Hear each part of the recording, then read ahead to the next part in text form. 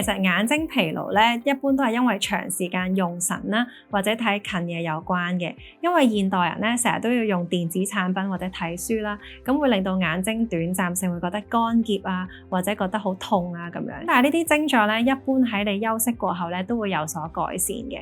咁相反咧，視神經炎咧，其實啲症狀就唔係咁簡單啦。譬如話佢會有視力下降啦，睇顏色會真係覺得變灰，或者顏色嘅飽和度會下降，甚至伴隨住眼睛喐動嘅時候咧會有痛嘅情況。咁有呢啲情況咧，就唔好當自己係純粹眼睛疲勞啦，因為都應該要揾醫生咧盡早去睇下會唔會係視神經炎。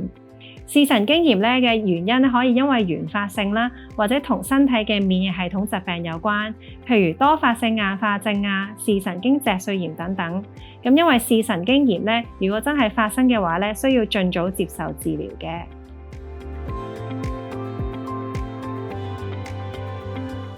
咁不如我哋先講下乜嘢係視神經啦。視神經就係腦神經入邊嘅第二堆，負責主宰視力，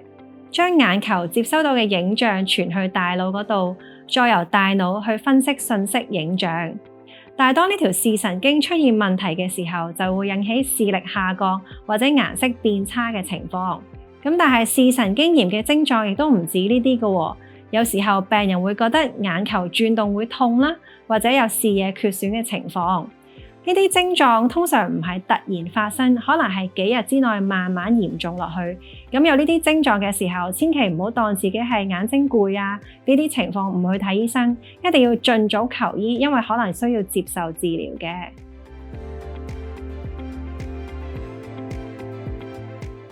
視神經炎嘅成因咧可以有好多，大致上可以分為感染性同埋非感染性兩種。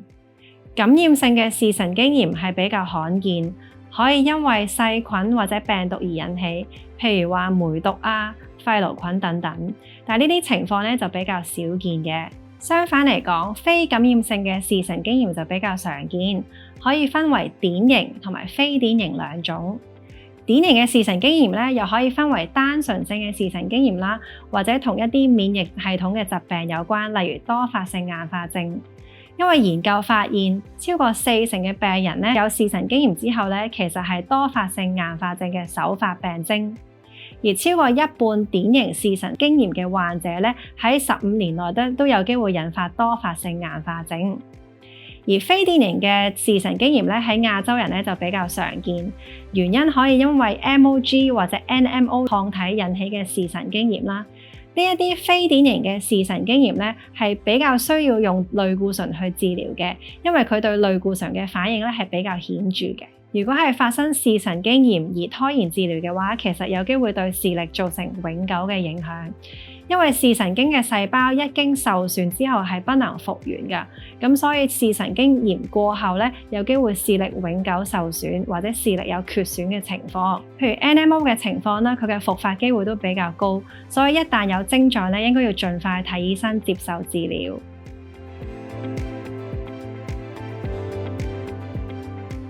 要診斷視神經炎咧，其實我哋都需要問病人嘅病徵啦，譬如去排除其他眼睛疾病，例如眼中風等等。咁喺診所入邊咧，我哋都會進行一系列嘅檢查，包括檢查病人嘅視敏度啦、顏色嘅敏感度啦、視野啦、瞳孔反應。有需要咧，我哋都會做一啲電子檢查嘅。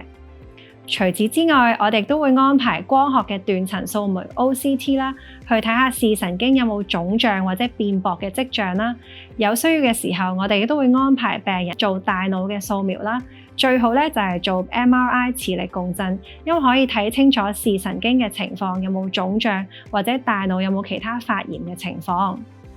除此之外，我哋都會幫安排病人抽血啦，睇下會唔會有一啲感染性嘅視神經炎啦，亦都會抽埋 MOG 同埋 NMO 嘅抗體，因為呢啲情況咧喺亞洲人咧就比較常見一啲啦。咁其實會唔會影響另一隻眼咧，都好視乎翻佢本身係邊一類型嘅視神經炎啦。有一啲可能係單純性嘅視神經炎咧，佢只係會影響一隻眼，亦都唔會再翻發。咁但係當然病者喺好翻之後咧，都要留意翻自己嘅症狀啦。相反咧，有啲譬如 NMO 嘅情況咧，可能係兩隻眼都受影響，所以當病者係第一隻眼發生事嘅時候，都要好好留意另外一隻眼嘅症狀會唔會有問題。如果有嘅話咧，都要同醫生講返嘅。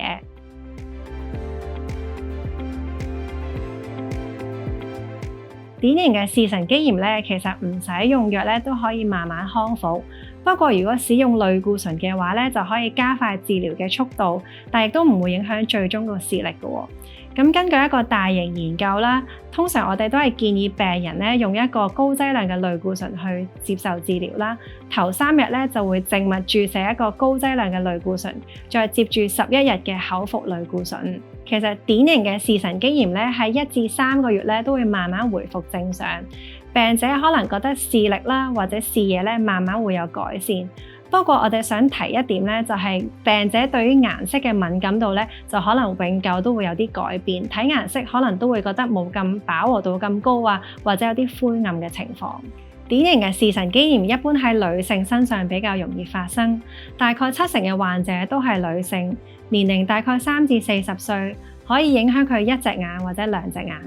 MOG 咧係非典型視神經炎嘅其中一種啦，喺亞洲嘅人咧係比較常見嘅。我哋治療嘅目的係先要控制個急性嘅炎症，同埋減低復發嘅機會。喺發生 MOG 視神經炎嘅時候咧，我哋都會喺頭幾日咧安排病人進行靜脈注射嘅高劑量類固醇啦，然後慢慢去轉用口服類固醇，然後進行減藥。希望喺減藥期間咧，病人係唔會出現翻發嘅情況。咁但係如果係急性時期，發現病人對高劑量嘅類固醇嘅反應都未如理想，我哋就可能會安排病人進行免疫球蛋白治療或者血漿置換治療。其實類固醇咧就係好似一把雙面刃咁樣啦，佢可以好好咁控制嗰個病情，控制啲炎症。咁但係都有啲副作用咧，我哋係需要病人去知道嘅。譬如話注射一啲類固醇啦，有機會影響個血糖啦、血壓啦，有機會令到身體一啲潛在嘅感染而復發出嚟啦，譬如話肝炎啊、肺癆菌等等。而長期服用類固醇咧，亦都有機會有骨枯嘅情況。咁所以咧，我哋唔希望病人咧長期使用類固醇。如果病人係真係需要一啲免疫系統藥物去控制翻發嘅話，我哋就會建議病人服用二線嘅免疫力抑制劑。而二線嘅免疫力抑制劑咧，亦都有相應嘅副作用，需要病人留意嘅。病人食咗一啲二線藥，可能覺得胃會唔舒服啦，有作嘔作悶嘅症狀啦。而呢啲二線嘅免疫力抑制劑咧，都有機會影響個造血嘅功能咧，所以我哋都要定期幫病人抽血啦，驗下啲血色素啊、血小板嘅數量啦，亦都要驗下佢哋嘅肝腎功能有冇受到影響嘅。如果真係有翻發嘅情況，好多時我哋都會同其他科嘅專科醫生商討一下，需唔需要用二線治療去作出長期預防嘅情況。好彩嘅係 MOG 嘅患者喺接受治療之後，視力咧都有明顯或者可以完全康復嘅。大概30%嘅病人咧就有機會翻發。咁如果真係出現翻發嘅情況咧，我哋就會同病人討論究竟需唔需要用二線治療，作出長期預防嘅措施。NMO 咧其實係另一種非典型視神經炎嘅例子啦。根據一啲研究顯示啦，直至2020年，香港大概有唔多於300個嘅 NMO 患者。而 NMO 嘅治療方法咧，其實同 MOG 咧都係相類似嘅。喺急性要控制發炎嘅時期咧，我哋都會建議病人用靜脈注射接受高劑量類固醇嘅治療啦，然後轉用口服類固醇慢慢去減藥。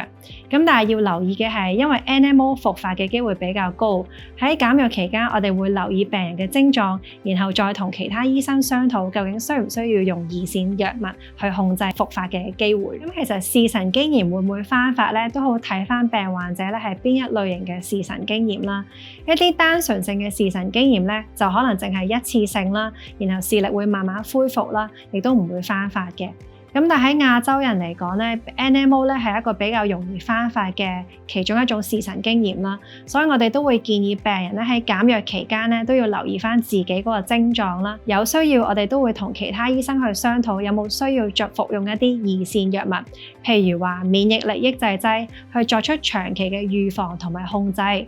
因為每一次嘅視神經炎其實都有機會影響視力，視神經啲細胞死咗就唔會返轉頭，咁所以長期嘅預防係非常之緊要嘅。